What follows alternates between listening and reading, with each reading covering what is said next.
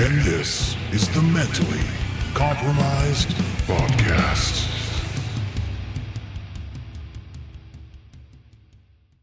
Welcome to another episode of Mentally Compromised Podcast, your favorite podcast where we drink whiskey, talk about beer, and every once in a while we remember what the hell the subject was that we were talking about. I have a new guest every week, and this week is no different. But before I bring my guest on, I want to ask everybody the question.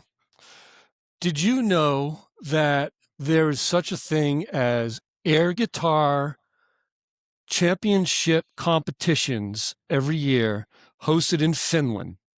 That's right. People go on, they compete playing air guitar to all kinds of music.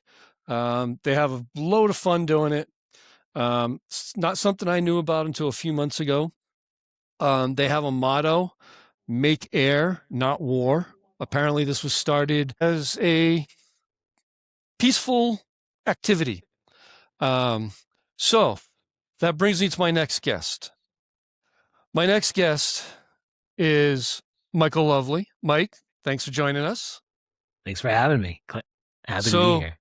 I want to talk about your accomplishments or your accolades, or as you so nicely referred to them as your Aircolades. So that's a very important distinction, you know. It is. It is Aircolades. I love it. I'm going to use it a lot. Well, not really, but so check this out. Mike has been competing since 2009. He's a 3-time Boston champion, a 2-time Brooklyn champion, and a 1-time Manhattan champion. He was the world dark horse winner in 2015.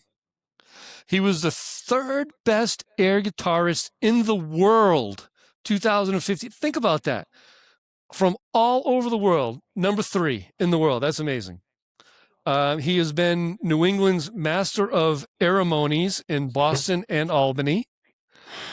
He was just last year added to the U.S. Air Guitar Hall of Fame. Starred in a white denim music video. We're going to talk a little bit about that more later because I don't know really what that is. And he's part of a documentary that's in production. This is crazy. Yeah. So, yeah, I can't wait to get into this.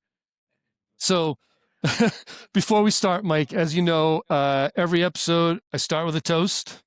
Mm-hmm. So, I like to toast with my guest. My chink ready. Yeah. Demerits, not prepared. Oh boy. Well, maybe this will make up for it. I have the end of this whiskey bottle. All right. And it fits perfectly in this skull shot glass. All right.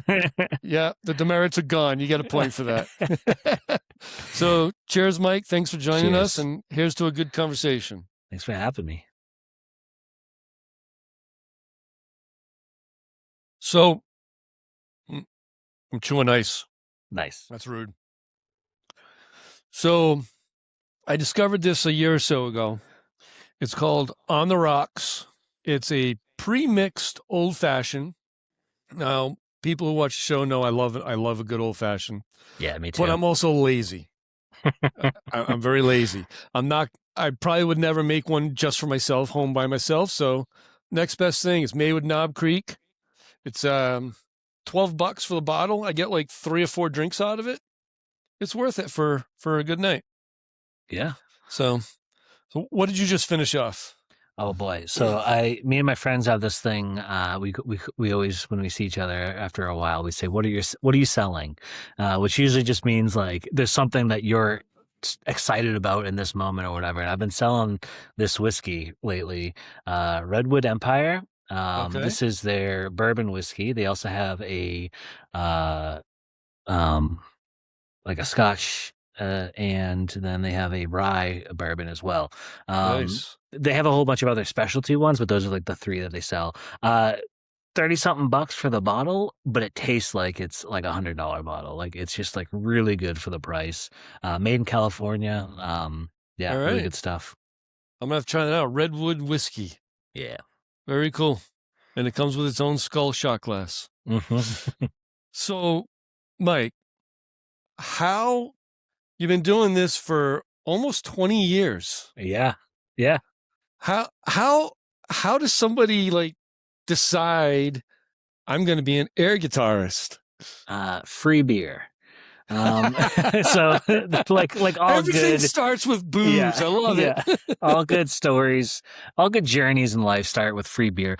And so prelude to even me getting into air guitar, I used to not drink at all until I got into college, and even when I started college I didn't drink, but eventually I was so broke that when I would go to like art openings or open houses, cheap wine and beer were always the free things available. So I was like, I guess I drink now. Like it's like I was like, if it's free and I'm in college, like twist my arm. Free for me. Yeah.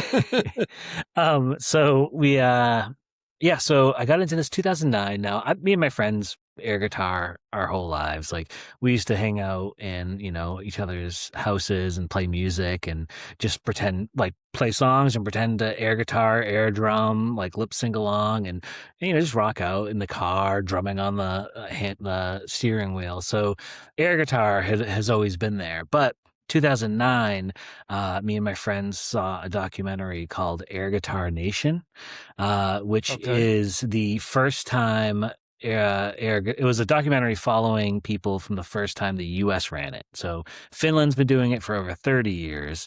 Wow. And then the U.S. did it in like, I don't remember the date, but it's been over 20 years or so. So like by the time I joined, it already had been going on for 5 or 6 years. So the first year the U.S. did it, it was just in New York and then in L.A. There was just 2 competitions, and it was like we followed Bjorn to Rock and C. Diddy. These were the 2 like people who were kind of always going head to head. Both legends now. Bjorn to Rock is.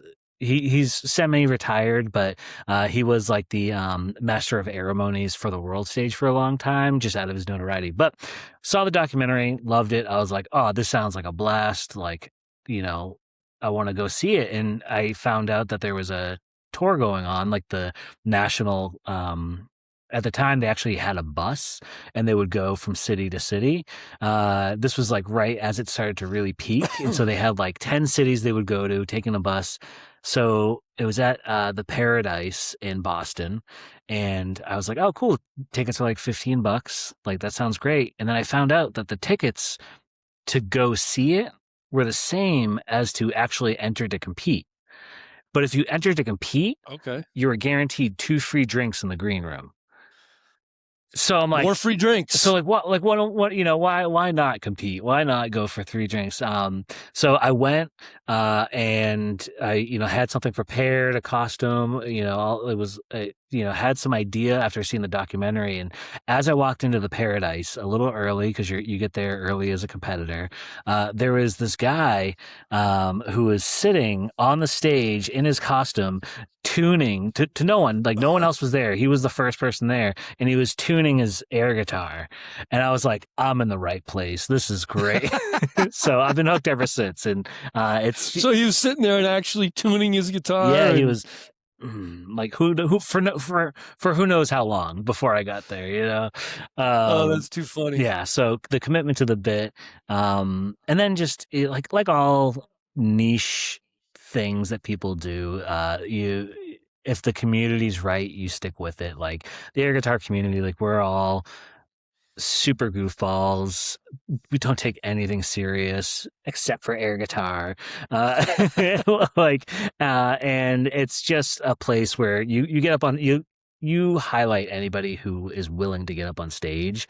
And it's just a great place to be. So I gotta admit, I Googled the championship competitions just before we started talking. And it looked like people are also lip syncing and things like that, doing crazy dance things. Yeah. It looks like everybody's having fun. I can't say it's something I might want to try, but so you do this competition in 2009. Did you win the first one? No, I didn't even make No. it to the second round in 2009. So Okay. when you compete, you bring a minute-long track that you prepared. You're ready for it. What was the track? It was remember? because I actually used it this year again. Like I pulled it back, I recut it because finding out a minute is actually really hard, especially when it's a song you love. Like it's hard to like Sure. dissect a song and really condense to that. It's a cover of "Kick Out the Jams" by MC5 by Okay. American Nightmare, which is like a local hardcore band that I was into for a long time as a kid growing up. So yeah, "Kick Out the Jams," great song. A modern version of it, which is nice because sometimes you find these old songs like that. You're like, oh, it's a great song, but the recording quality is awful. So like it just having a new song with great recording quality really helps like amplify on stage and push off from the speakers. All right. But yeah, so I did the first round. Second round is a song you're not ready for, so they just a compulsory song. So they'll play that, and so the top 5 go to the second round. So I was a noob. I got close. I think I was probably in like 6th or 7th place, but didn't quite make it to second place that year. Okay, so 2009 to 2015, you win a World Dark Horse competition. Yeah. So when did you actually win your first award? Like, was it a year later? Was it 2015 was your first one? Oh, I mean, I feel like to get to World, you have to win some kind of local championship, yeah, right? yes. Not so. I wonder, had I won anything? I think I won. I want to say I won Brooklyn, but not New York, not Boston, in Okay. 2015. What ended up happening was the Boston group, like sort of group of people. We all kind of started around the same time, and it was such a like good group of people that we were always like in like the group of 4 or 5 of us were always first place, second place, third place, like always kind of vying for that. I joke that I'm usually the maverick. Like in general, I'm usually not the person who's like the star-studded one. I'm the one that really makes it hard for everybody else because I'm doing something different, and like I'm the one that sets the bar and makes it like difficult, but it's just a little bit weird and out there. So yeah, I think I won. I didn't win Boston, but I came close. And then I went to Brooklyn, won Brooklyn, and then had to do, at this time, they were doing regionals or qualifiers, then regionals. So then I didn't win Manhattan, which was like, you had to like win a qualifier, then go to Manhattan and win that one, and then if you won that, they take like the top like 5 winners of all these regionals into a national competition. It's always evolved, but Okay. yeah, so that was kind of where that was. But to get to Dark Horse, that's an invite only competition. So I was selected as because if you win nationals, they pay for you to fly to Finland, which is a great excuse, nice. right? Same thing if you win a regional. Like when I win Manhattan, they pay for me to fly to nationals. So a great prize, a free trip, like more free stuff. Yeah, right. Doing it for free. But for Dark Horse, they basically send out the invites to people who maybe just got close to going, and they said, "Hey, if you can make the trip, you have a spot at Dark Horse. Like, we'll see you there." That's pretty cool. Now, do you win anything, or is it just a title and the prestige of being the champion? The prestige is at the core what you really win. It's huge. Yes, it's not about the money. It's not about the money. You win $1 million. No, no. We always joke in air guitar that it's not a non-for-profit. It's a no-profit organization. Okay. We've tried very hard to cut even, but oftentimes we don't do that. And so there's a lot of us that put a lot of money into running. Like I run the Boston competition, and I make sure to make money to like pay for people to fly to the next competition, but ends up, if I do the math afterwards, I'm like, all right, I probably lost a little for myself, but hey. Sure. But yeah, if you win Worlds, you get the title. You're the world best air guitarist. No one can take that away from you, which is such a great feeling. And it depends on the year, but lately, the last, I think, 5 or so years, there's a guitar maker, Flying Finn, go figure, who he makes these like crystal clear guitars. So you get what we call in the air guitar community a there guitar, because it's actually there versus an air guitar. Okay. All right. So that's kind of like the trophy. Yeah. Okay. So I assume winning Dark Horse is what got you to Finland. Well, I was in Finland for Dark Horse. So it's the World Cup. Yeah, so I got invited to the World Dark Horse. We have one in the US as well. So it's like the playoffs almost. yeah. It's basically like it's this last ditch effort. So there's probably 10 or so nations that have national winners that are in the world competition, and then depending on how many there are, they'll pull people from Dark Horse. So my year there was 30 competitors.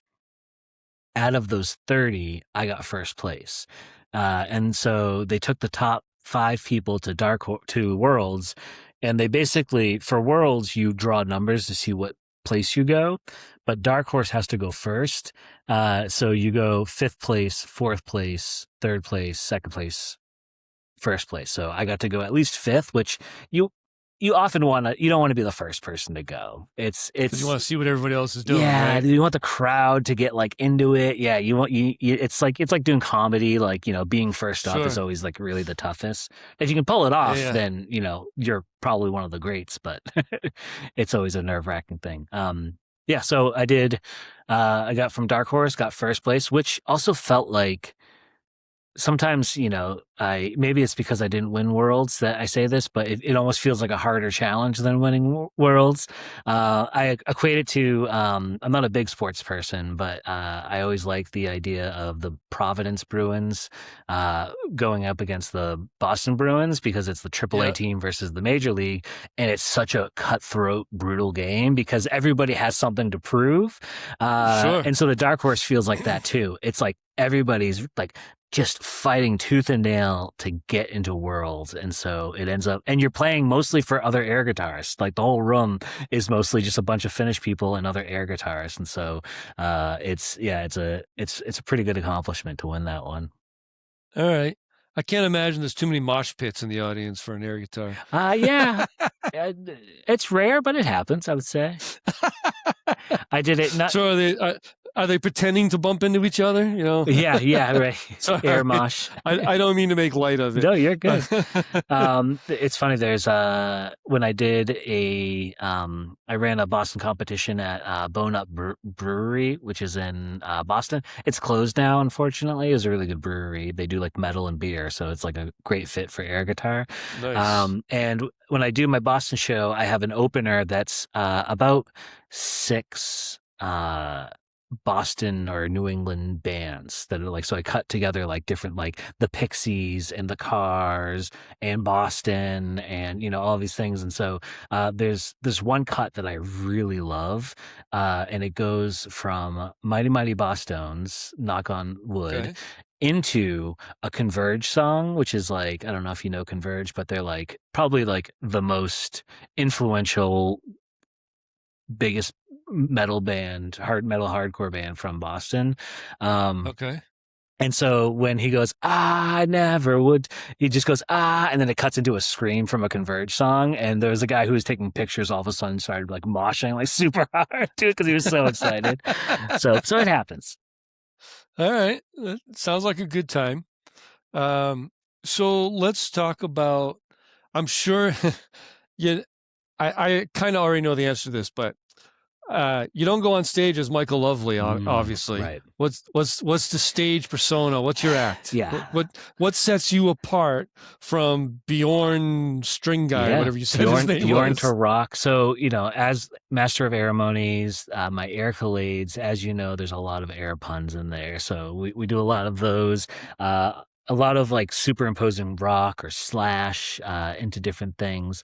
The first year I went up as Operation Rockapussy. And it was kind of this thought of, so like Operation Octopussy. I was like, okay, let me throw a rock in there. Now it sounds like I'm, even more vulgar, and that sounds great. So that was my first one. And I kept that for quite a while.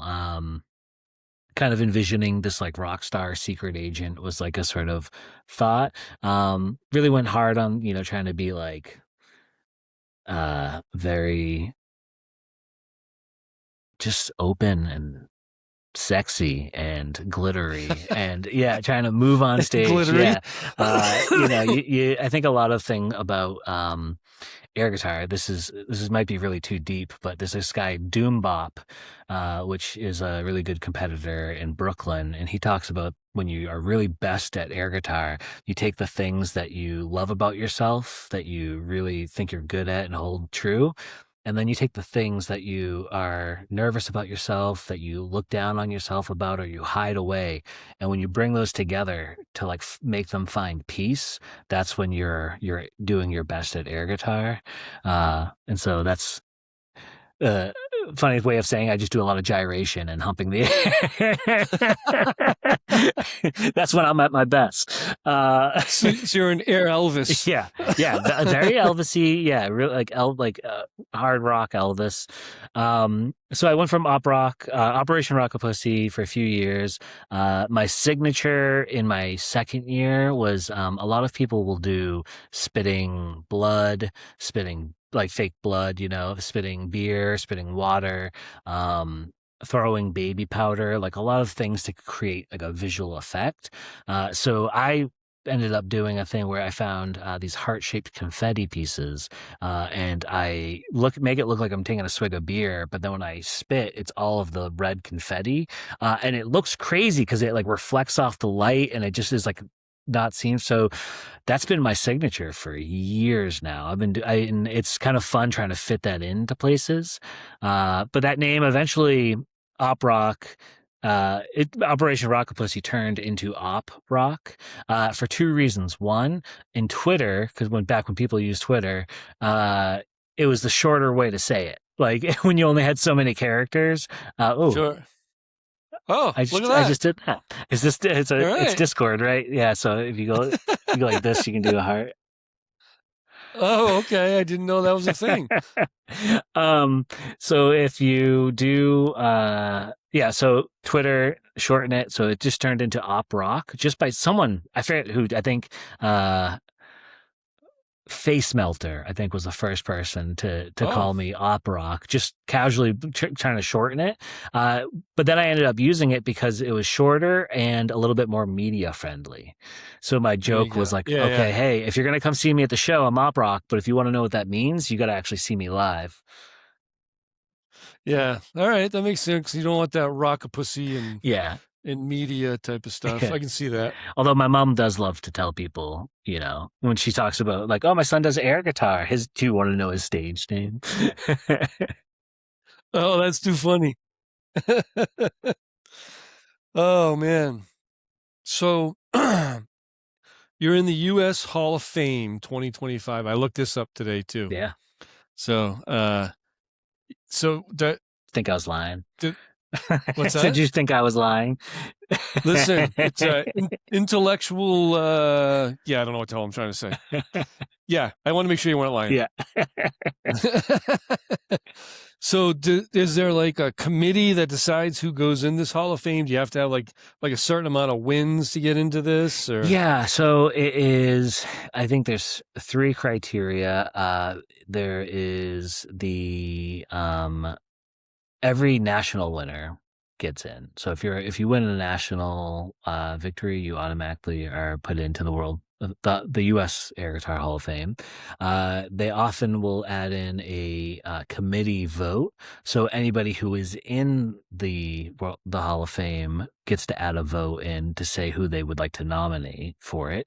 Doesn't guarantee it, but that ends up still being a part of it.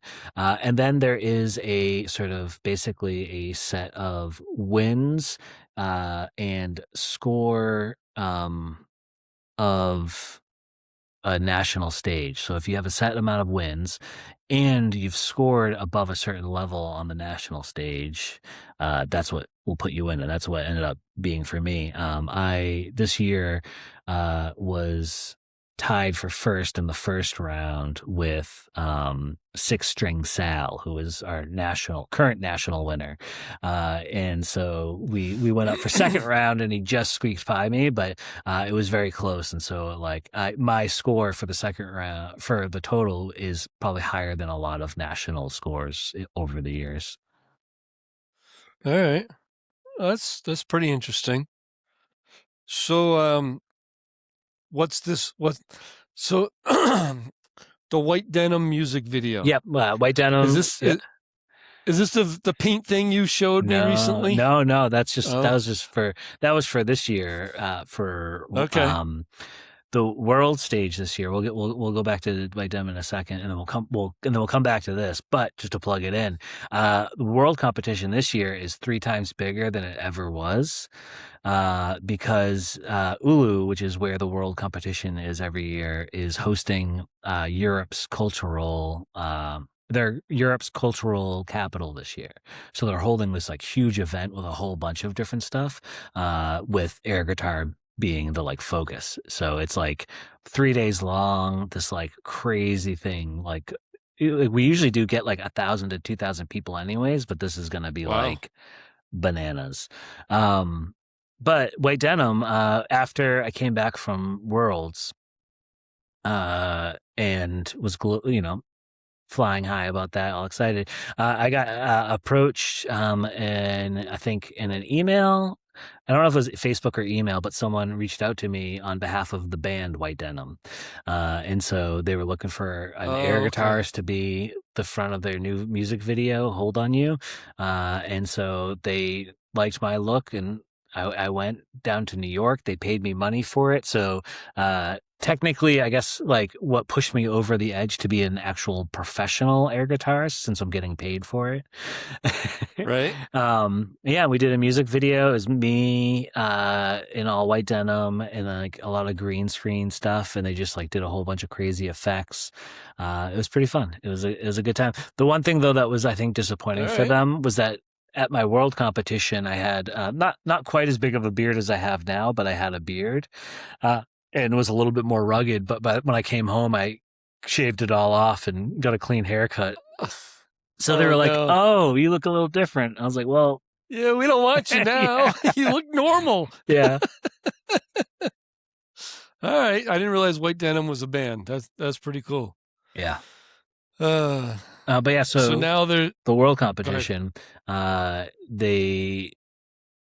Horse for the first time ever isn't the invite competition that they've been doing for 30 or so years, to try to make it a little fairer. And because they only have so much time to do Dark Horse, they're doing it on Thursday, and then Friday is the world's first round competition, and Saturday's the world's second round competition, which they've never done before either.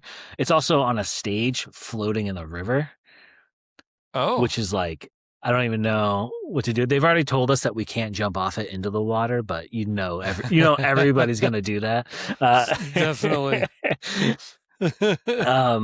Yeah, can I rent a jet ski and like onto the stage and get in? But so you better make sure that glitter is okay to get in the water. Yeah, right. Yeah. They're very, they're a lot more eco-friendly up there.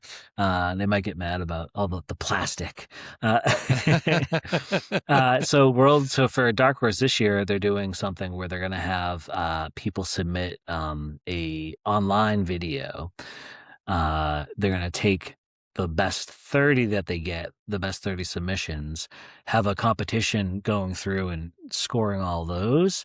the top 10 of those are going to get invited to Dark Horse, and then the top like 3 of those people are going to get into Worlds. So it's even harder than it ever has been. Think you're gonna make it? I don't know. Come on, you gotta have a positive attitude. Yeah, right. It's tough because they were saying if they get over 30 submissions, they could only take 3 people from each nation just to make it fair. Because turns out they got over 30, so they have to do that. And France and the U.S. sent in the most, like out of everybody. Like most nations, I guess, sent like 1 or 2 submissions, but like we were up in like the 10s. So yeah, so it's gonna be tough. Like, not only do I have to be picked, it keeps doing it, sorry.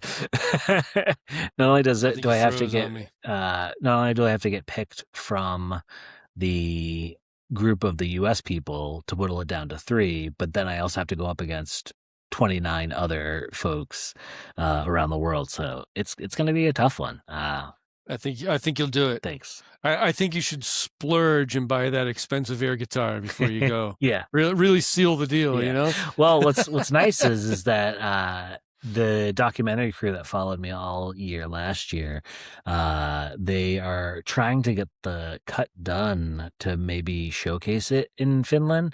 Wow. So if that's the case, they will probably pay for me to go, which would be really good. More free stuff. Exactly. I'm seeing a theme here. You know? Yeah. Free booze, free flights, free trips. That's why, if you can find it for free. It's it's the George Costanza explanation of he compares parking to prostitution, and he says, why pay for it where if I apply myself, I'll get it for free? And so I always like that idea. Okay. Yeah. Because, parking, you drive around in circles and circles, and there's got to be a free spot somewhere. It's got to be. So, all right. So Worlds are in August, I think I saw. Yep. So what's your next competition? Where can we go watch you, Mike? All right, May 9th, I'm going to be in Brooklyn. Oh, that's soon. It's very soon. Not this weekend, but next. I'm going to Brooklyn to compete there. I have because Brock was put into the Hall of Fame, this year I've decided to do a new persona and try something different. I've done what I could with Oprock. He's in the Hall of Fame. What else do I need from him?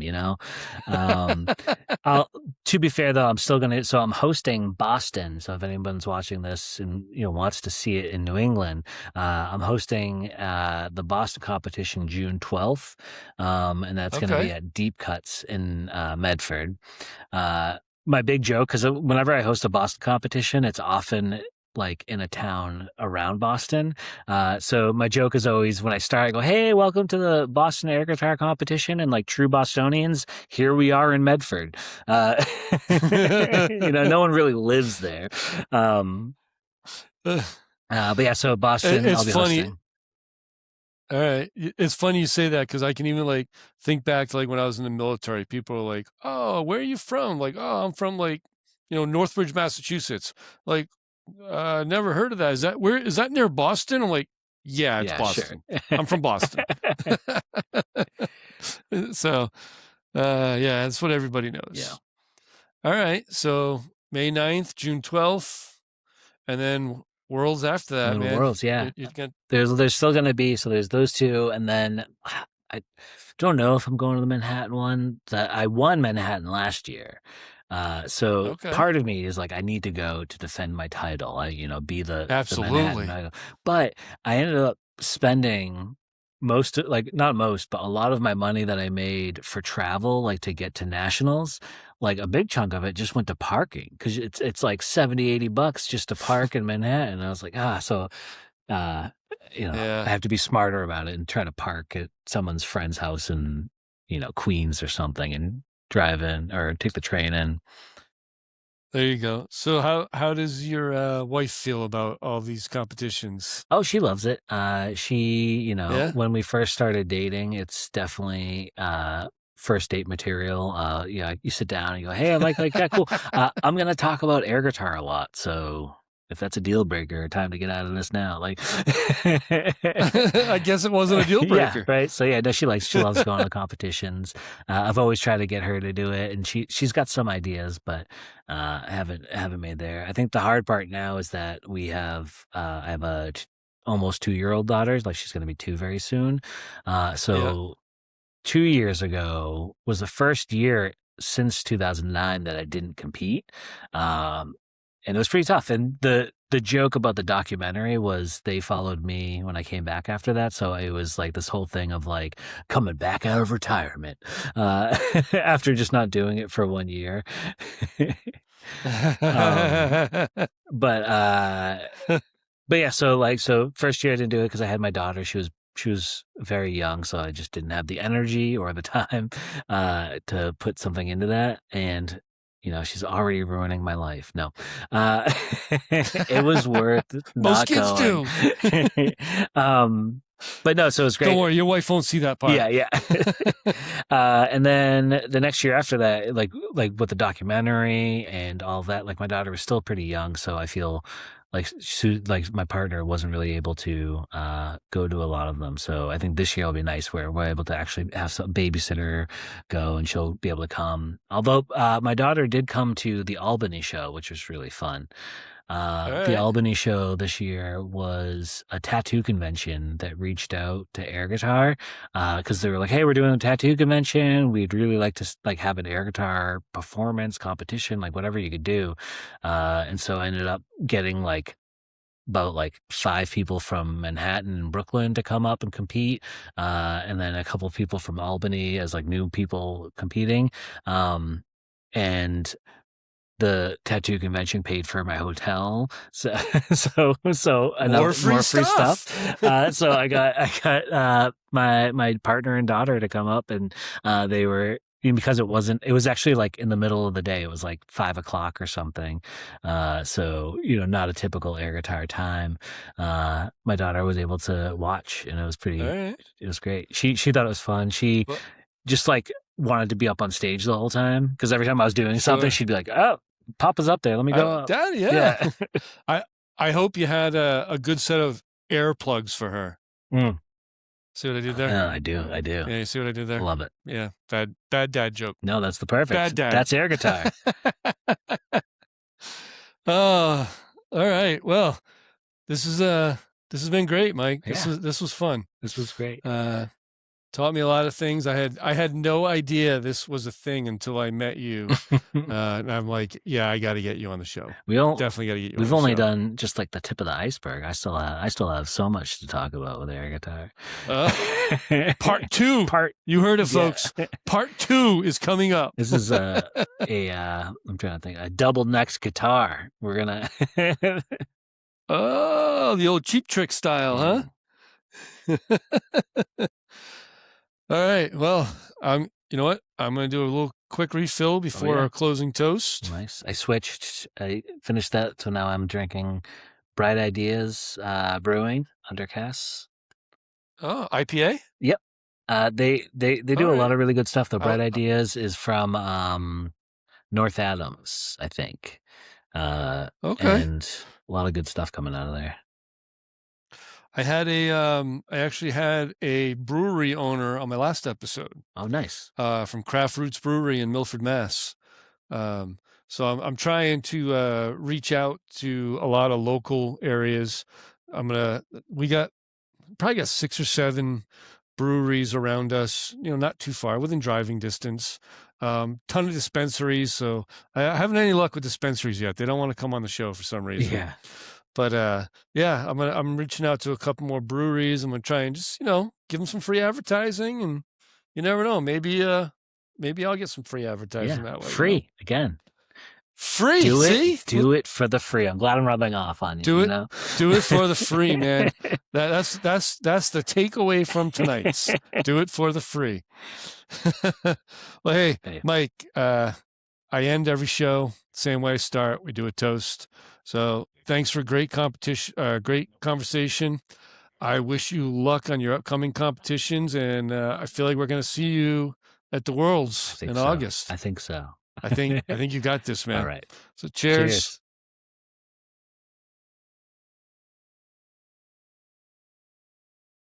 That's good. All right. Cool. Thanks so much. This is great. Yeah. Thank you for joining us. That does it for another episode of the Mentally Compromised Podcast. Like I mentioned every week, check us out. We're on Facebook. We're on YouTube. Like, subscribe, follow us. We're on Instagram. We're slowly getting onto Spotify, Amazon Music. I'm just a little bit lazy. I haven't been posting them very much in there, but they're coming. Drop us a comment, drop us a like if you like what we talked about or you want to know more about air guitaring. Let us know. We'll get Mike on here for part 2. He said he has a lot more to talk about.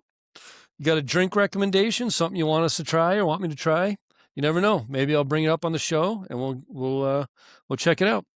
So, like always, keep your whiskey neat, keep your beer cold, and keep your opinions compromised.